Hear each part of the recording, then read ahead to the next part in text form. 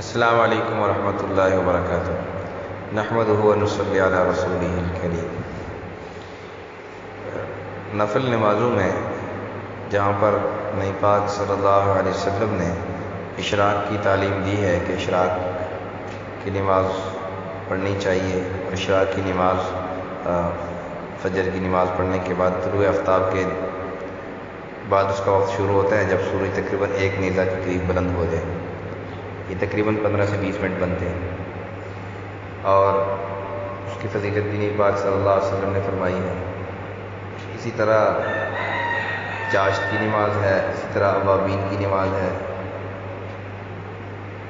باقی نوافل بھی ہیں۔ ان میں ایک صلاۃ التسبیح بھی ہے جس کی تعلیم نبی پاک صلی اللہ علیہ وسلم نے فرمائی ہے، اور اس کا طریقہ کار یہ ہے کہ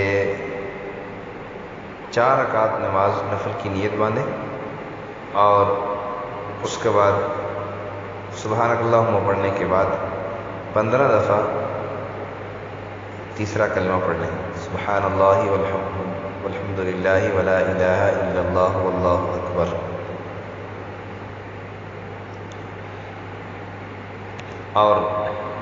اور اس کے بعد سورہ فاتحہ پڑھیں۔ سورہ فاتحہ پڑھنے کے بعد سورت ساتھ ملائیں، اور پھر 10 دفعہ یہی کلمات سبحان اللہ والحمد للہ ولا الہ الا اللہ واللہ اکبر۔ پھر اس کے بعد رکوع میں جائیں، اور رکوع کی تسبیح پڑھنے کے بعد پھر 10 مرتبہ رکوع میں پڑھیں۔ پھر رکوع سے کھڑے ہوں جب سمیع اللہ لمن حمدہ ربنا لک الحمد کہنے کے بعد 10 دفعہ پڑھیں اس کو، یہی کلمات۔ پھر سجدے میں جائیں اور 10 دفعہ یہی کلمات تسبیح کے بعد پڑھیں، سبحان ربی الاعلیٰ پڑھنے کے بعد پھر یہ 10 دفعہ پڑھیں۔ پھر سجدے سے اٹھیں، جو بیٹھتے ہیں جس کو جلسہ کہتے ہیں، اس میں 10 دفعہ پڑھیں۔ پھر دوسرا سجدہ دیں، اس میں 10 دفعہ پڑھیں۔ تو اس طریقے سے یہ ایک رکعت میں 75 مرتبہ ہی پورا ہو جاتا ہے، اور 4 رکعتوں میں یہ 300 دفعہ تیسرا کلمہ پورا ہو جاتا ہے۔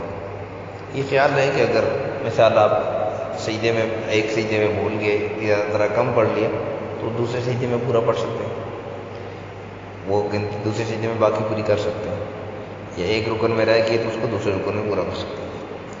پھر ایک رکعت اس طرح آپ کی پوری ہوئی، اس سے پھر آپ کھڑے ہوئے، کھڑے ہو کے تو چونکہ سبحانک اللہم تو پڑھنا نہیں ہے دوسری رکعت میں اپنے، تو پھر پہلے 15 دفعہ تیسرا کلمہ پڑھنے کے بعد پھر سورہ فاتحہ پڑھیں، پھر سورت ملا کے پھر اسی ترتیب سے سورت ملانے کے بعد پھر رکوع سے پہلے 10 دفعہ، رکوع میں 10 دفعہ، پھر کھڑے ہو کے 10 دفعہ رکوع سے، پھر پہلے سجدے میں 10 دفعہ، پھر 2 سجدوں کے درمیان جو بیٹھتے ہیں اس میں 10 دفعہ، پھر دوسری سجدے میں 10 دفعہ۔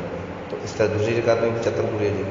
پھر اتحیات پڑھنے کے بعد پھر کھڑے ہو جائیں، پھر اس کے بعد چونکہ نفل ہے سبحانک اللہم پڑھ سکتے ہیں، اور پڑھنی چاہیے، پڑھ کے پھر 15 دفعہ پڑھنے کے بعد پھر سورہ فاتحہ سورت، پھر 10 دفعہ، اسی طرح کی ساری رکھتے ہیں۔ یہ صلاۃ تسبیح کا طریقہ ہے، یہ پڑھ لینی چاہیے۔ کوشش یہ کریں کہ یہ روزانہ پڑھیں، خاص کر رمضان میں۔ روزانہ نہیں پڑھ سکتے تو کم سے کم جمعے کو پڑھ لیا کریں، جمعے کو بھی نہیں پڑھ سکتے تو کم سے کم پورے رمضان میں 1 دفعہ تو پڑھیں ضرور۔ اس کے ساتھ ساتھ جو ہے تہجد کا اہتمام بھی ہو کہ رمضان مبارک میں یہ مبارک مہینہ ہے، اس میں تہجد کا اہتمام کرنا چاہیے۔ اس کے ساتھ ساتھ صدقہ خیرات بھی ہو اپنی استطاعت کے مطابق۔ ضروری نہیں ہے کسی آدمی کے پاس لاکھوں کروڑوں روپے ہوں گے تو وہی صدقہ دے سکتا ہے، جو غریب ہے وہ صدقہ نہیں دے سکتا، یا امیر آدمی کو صدقے کا ثواب ملے گا، غریب کو نہیں ملے گا۔ اگر کسی کے پاس تھوڑا ہے، تھوڑا سا جتنا اس کی استطاعت ہے اس کے مطابق اللہ کی راہ میں دے، انشاءاللہ اس کی برکات اللہ اس کو دکھائیں گے دنیا کے اندر بھی اور آخرت کے اندر بھی۔ اللہ ہمیں سمجھ والوں کی توفیق عطا فرمائے۔ وآخر دعوانا